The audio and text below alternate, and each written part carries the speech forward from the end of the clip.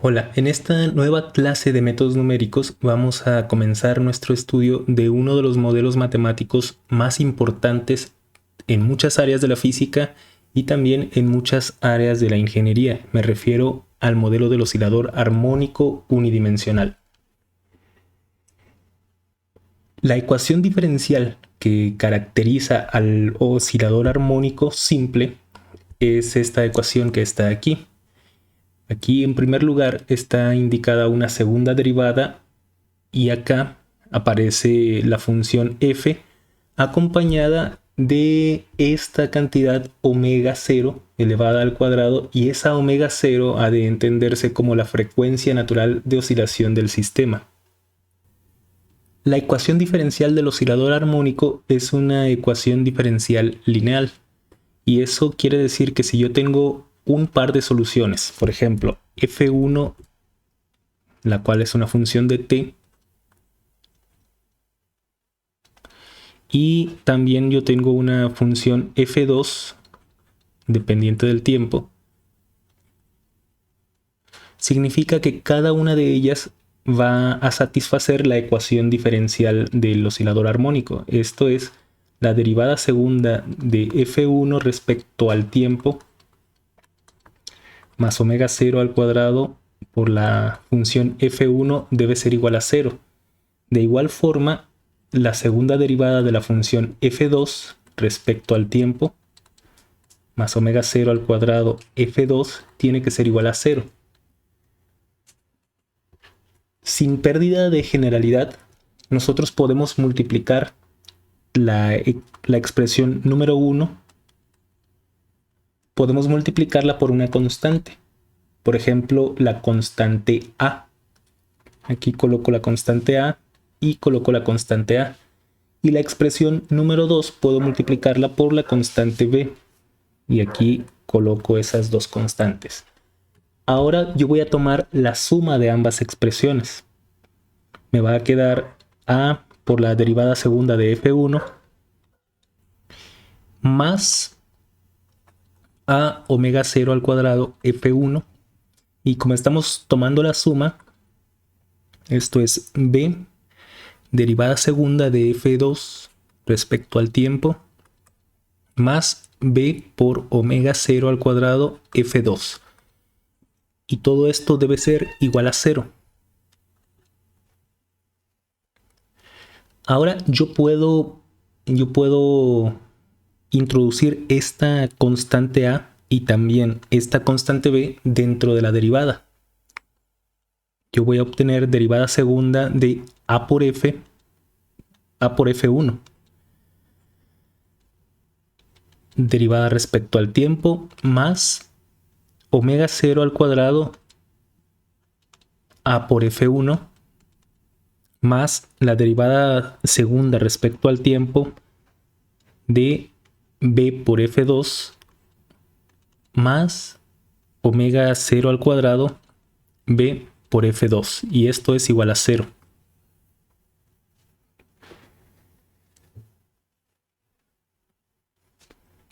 Ahora yo voy a agrupar las derivadas segundas en un solo término. Voy a escribir derivada segunda respecto al tiempo de A por F1 más B por F2 más, ahora voy a factorizar omega 0 al cuadrado, que va a ir multiplicado por AF1 más BF2, y esto es igual a 0. El principio de superposición me dice que si yo tengo una ecuación diferencial, en este caso la ecuación diferencial del oscilador armónico, y si además yo tengo dos soluciones, una solución F1 y una solución F2, entonces la suma, la superposición de soluciones, también es una solución a la ecuación diferencial. Cuando esto ocurre, se dice que la ecuación diferencial es lineal. Este tema de linealidad ya lo hemos tocado en ocasiones anteriores y es bastante importante. Pero ¿dónde puede surgir en el ámbito de la ingeniería esta ecuación diferencial? Bueno, puede presentarse en diversas circunstancias.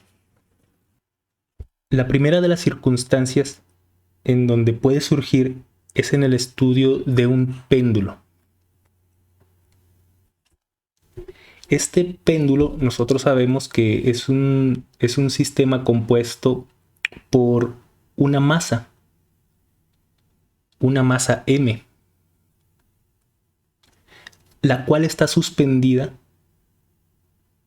por medio de una cuerda. La cuerda tiene cierta longitud L. Y entonces, debido a la acción de la gravedad, el movimiento de esta masa queda limitada a moverse a través de este arco. Y en todo esto se forma cierto ángulo. Y ese ángulo debemos de trabajar por sencillez. Vamos a trabajar con ángulos pequeños. Pues bien, lo primero que vamos a hacer es preguntarnos cuáles son las fuerzas que están involucradas, cuáles son las fuerzas que afectan a la masa M. Entonces, en primer lugar, nosotros tenemos que la primera de las fuerzas es el peso. El peso es simplemente la masa por la gravedad.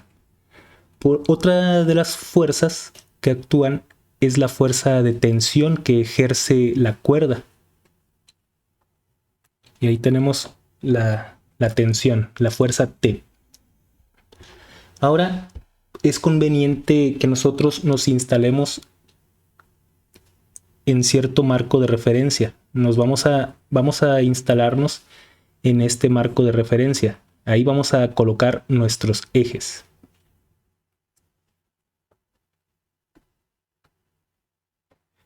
Y por lo tanto, nosotros vamos a tener que aquí está nuevamente el ángulo θ.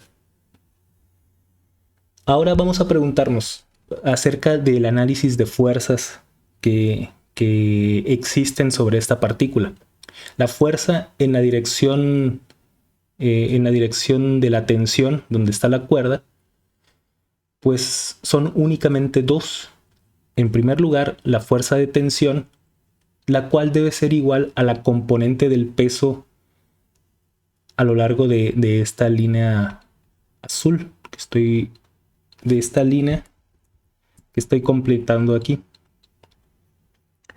Esa componente es el peso multiplicado por el coseno del ángulo. Por otra parte, bueno, aquí tengo que mencionar que el sistema está en equilibrio, dado que la partícula se está moviendo a lo largo de la línea punteada, de este arco de circunferencia. O sea, debido a que la distancia L permanece constante, concluimos que la fuerza de tensión y la componente del peso en esa dirección tienen que ser iguales. Por otra parte, si nosotros descomponemos la otra componente del peso, si nosotros consideramos la otra componente del peso, estamos ante mg por la función seno de θ, y esta tiene que ser igual a la fuerza. Y debido a que esa fuerza está siendo ejercida en una dirección tangencial, pues colocamos aquí el subíndice fuerza tangencial. Ahora, esa fuerza tangencial es igual a la masa por la aceleración tangencial. Y aquí cancelamos las masas. Además, nosotros sabemos que la aceleración tangencial es simplemente el radio de curvatura multiplicado por la segunda derivada del ángulo. Y esto es igual a mg por el seno. Además, se me andaba olvidando que aquí debemos colocar un signo negativo. porque la componente apunta en esta dirección hacia la izquierda. Pues bien, simplemente si nosotros pasamos la longitud al lado derecho como una división, nosotros obtenemos que menos g entre L multiplicada por seno de teta tiene que ser igual a la segunda derivada del ángulo.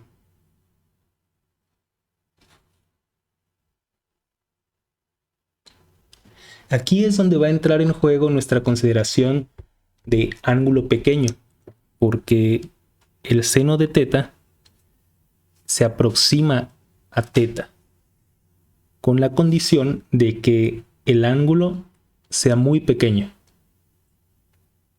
En esta circunstancia nosotros podemos escribir segunda derivada del ángulo tiene que ser igual a menos g entre L por el ángulo.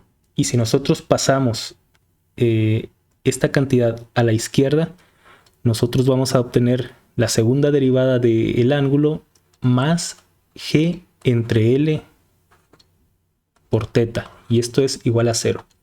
Y aquí nosotros podemos comparar la ecuación diferencial a la que hemos llegado con la ecuación diferencial, con la estructura de la ecuación diferencial del oscilador armónico simple que vimos en la diapositiva anterior y que voy a copiar. Como puedes comparar, ambas ecuaciones diferenciales tienen la misma estructura matemática. En este caso, simplemente tenemos que nuestra función f está siendo desempeñada por la variable teta. Estos dos puntos es otra notación que indica la segunda derivada respecto al tiempo. Y aquí g dividida entre L está desempeñando el papel de omega 0. Entonces, como puedes ver a través del análisis de las fuerzas involucradas en un péndulo, surge de forma natural la ecuación diferencial del oscilador armónico. Pero no es la única situación en la que esta ecuación diferencial surge. Vamos a considerar un sistema masa-resorte. Este sistema, el cual vamos a describir en ausencia de fricción para mayor simplicidad de nuestra discusión. Vamos a considerar una masa, un bloque de masa m que se coloca sobre una superficie sin fricción.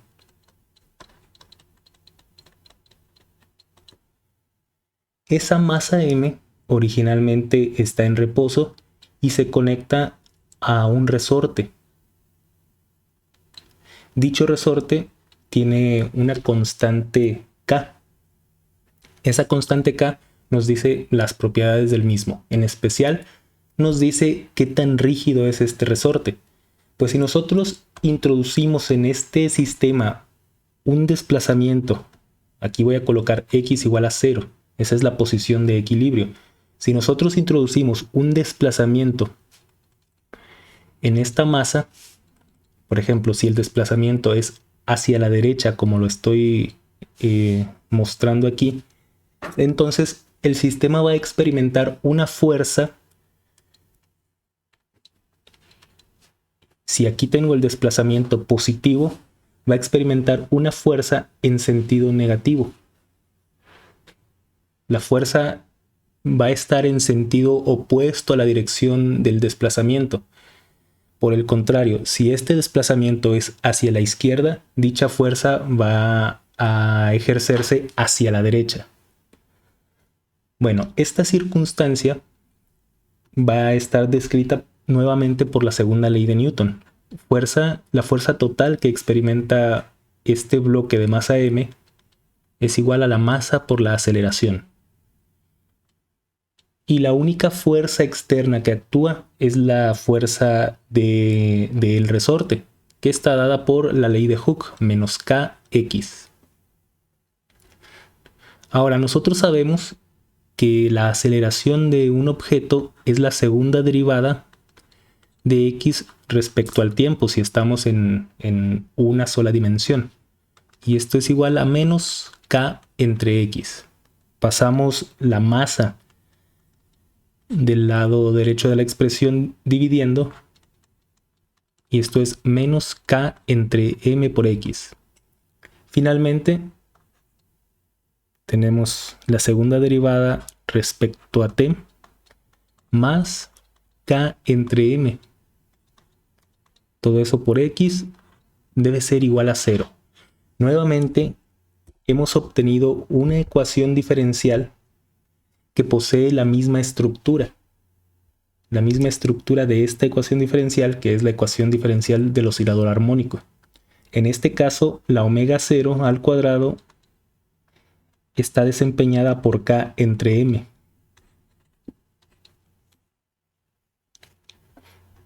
Vamos a proponer un tercer ejemplo acerca del oscilador armónico. ¿Dónde puede surgir? También puede surgir en el estudio de circuitos eléctricos. Por ejemplo, vamos a considerar el sistema bastante simple y, por supuesto, idealizado de una inductancia y una capacitancia. En primer lugar, la primera de las leyes de Kirchhoff establece que la suma de las corrientes que existen en un nodo, en un circuito, tiene que ser igual a 0. Entonces, de la ley número 1 de Kirchhoff, nosotros obtenemos que la corriente a través de la inductancia es igual a la corriente a través de la capacitancia.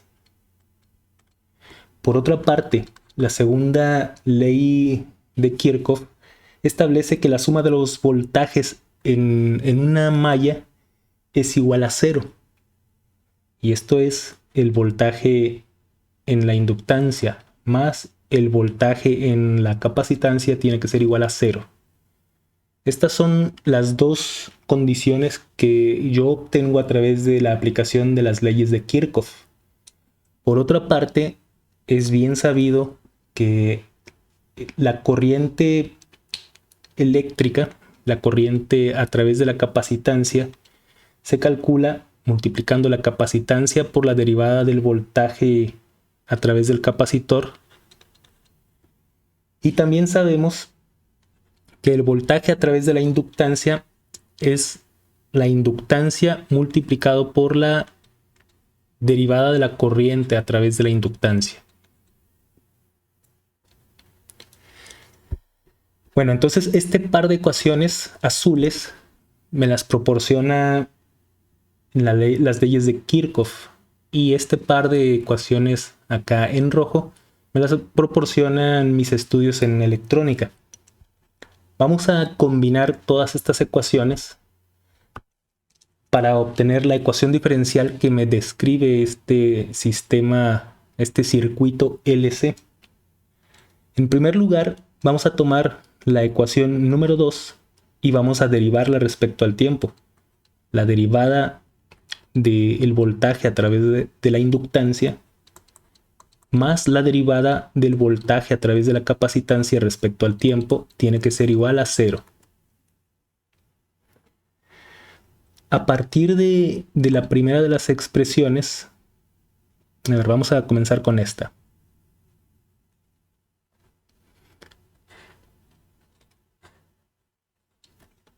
Si yo derivo esta expresión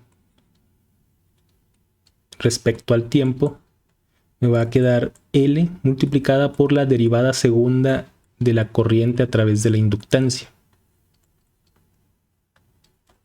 Entonces yo voy a tomar esta derivada y la voy a sustituir acá. Me va a quedar L por la derivada segunda de la corriente a través de la inductancia respecto al tiempo, más la derivada del voltaje en la capacitancia. Lo voy a obtener de acá.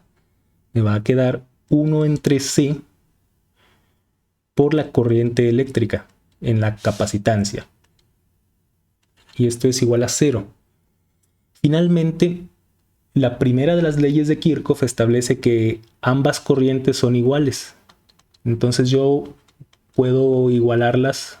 Puedo igualar I, L igual a IC y todo eso igual a I. Entonces, si yo paso dividiendo esta L y considero esta condición, yo voy a obtener la ecuación diferencial derivada segunda de i respecto al tiempo más 1 entre LC por i. Y esto es igual a 0. Y nuevamente tenemos que comparar la ecuación diferencial a la que hemos llegado con la ecuación diferencial del oscilador armónico. Y observemos que nuevamente estamos ante una ecuación diferencial que posee la misma estructura matemática. Sin embargo, aquí el papel de omega 0 al cuadrado está siendo desempeñado por 1 entre LC. Como puedes darte cuenta, la ecuación diferencial del oscilador armónico te la puedes encontrar en diversas áreas de la ingeniería.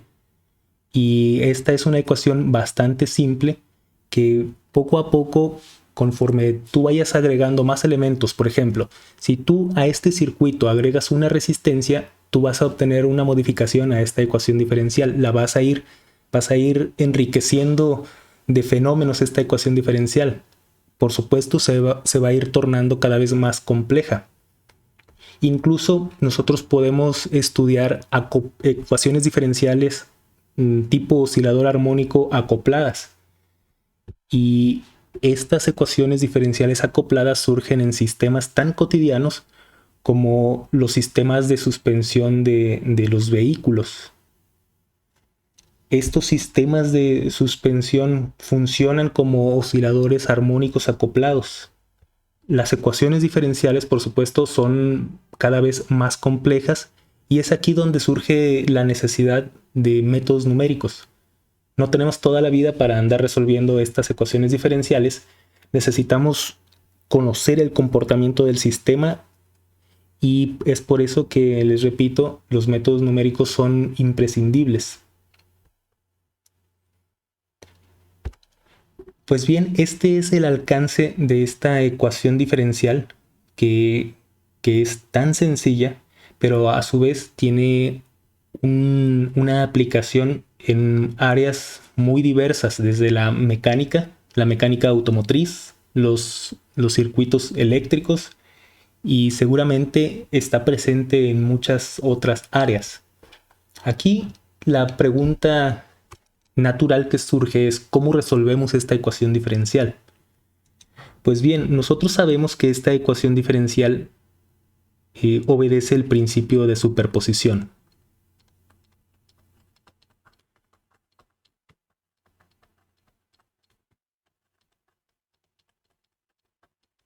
Es decir, si yo tengo una solución F1 y tengo por otra parte una solución F2, yo puedo construir una solución más general si hago esta combinación de soluciones F1 más B por F2. Esa es una característica importante de esta ecuación diferencial. Esta característica se llama también linealidad. Y nosotros ya hemos visto en clases anteriores que las ecuaciones diferenciales lineales son importantes por su sencillez matemática. La solución a toda ecuación diferencial lineal es la exponencial.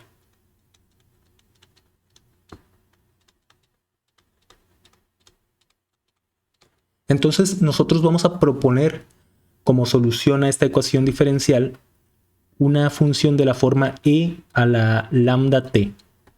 Nosotros tenemos esta propuesta y para proceder con la solución a esta ecuación diferencial tenemos que tomar nuestra propuesta y sustituirla. Vamos a hacerlo. Derivada segunda de esa exponencial e a la lambda t más omega 0 al cuadrado e a la lambda t. Para empezar, la derivada segunda es simplemente efectuar dos veces la derivada. La primera derivada de la exponencial es ella misma, e a la lambda t, multiplicada por la derivada del argumento. Esto es la regla de la cadena, la derivada de lambda t.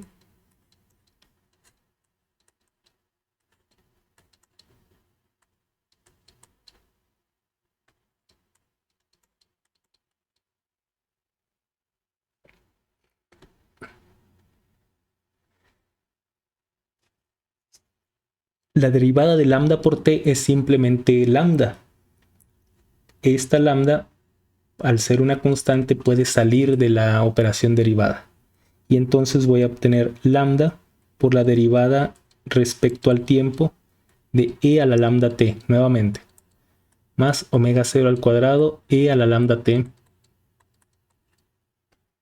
Y nuevamente la derivada de esta expresión es simplemente lambda por e a la lambda por esa exponencial.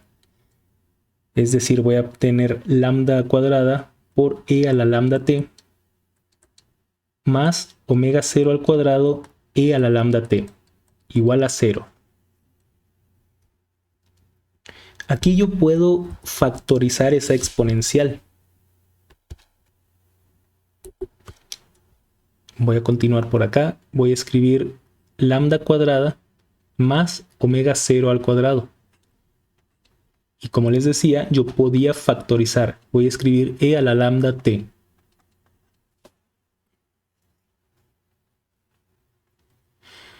Aquí yo puedo pasar este e a la lambda t dividiendo a la parte derecha.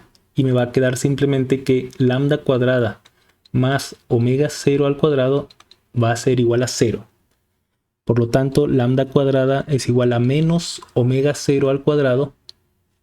Y aquí lambda cuadrada, que ya vamos a sacar la raíz cuadrada. Me va a quedar raíz cuadrada de menos omega 0 al cuadrado. Y ya sabemos que este tiene dos posibles valores, uno positivo y uno negativo.